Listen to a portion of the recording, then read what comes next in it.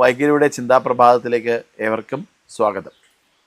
നമുക്കെല്ലാവർക്കും അറിയാം, ശ്രാവണ മാസത്തിലെ പൗർണമി ആവണി അവിട്ടമായിട്ട് ആചരിക്കുന്നുണ്ട്.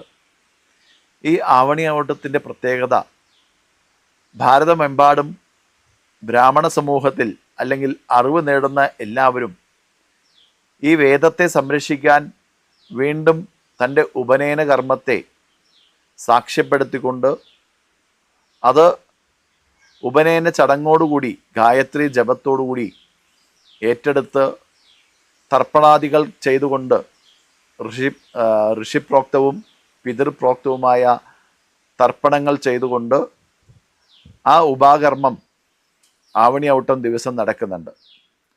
അപ്പോൾ ശ്രാവണ മാസത്തിലെ പൗർണമിക്ക് വീണ്ടും ശ്രദ്ധേയമാക്കാൻ ഈ ആവണിയോട്ടം അല്ലെങ്കിൽ ഉപാകർമ്മം നമ്മൾ മനസ്സിലാക്കേണ്ടത്, മഹാവിഷ്ണു ഹയഗ്രീവനായിട്ട് അവതാരമെടുത്ത് അസുരവംശത്തിൽ നിന്നും വേദത്തെ സംരക്ഷിക്കാൻ വേണ്ടി ആ അസുരകുലത്തിൻ്റെ സംസ്കാരത്തെ മാറ്റിയെടുത്ത് വേദ സംസ്കാരത്തിലേക്ക് കൊണ്ടുവന്ന ദിവസം കൂടിയാണ് ആവണിയവട്ടം അല്ലെങ്കിൽ ശ്രാവണ മാസത്തിലെ വെളുത്ത വാവ് എന്ന് പറയുന്ന സങ്കല്പം. അതാണ് ഉപാകർമ്മത്തിലേക്ക് അല്ലെങ്കിൽ ഉപനയനത്തിലേക്ക് അല്ലെങ്കിൽ പൂണൂൽ മാറ്റം ചെയ്യുന്ന ചടങ്ങിലേക്ക് ഗായത്രി ജപത്തോടുകൂടി ഹയഗ്രീവനെ ഉപാസിച്ചുകൊണ്ട് നമ്മൾ എല്ലാവരും ചെയ്യുന്നത്.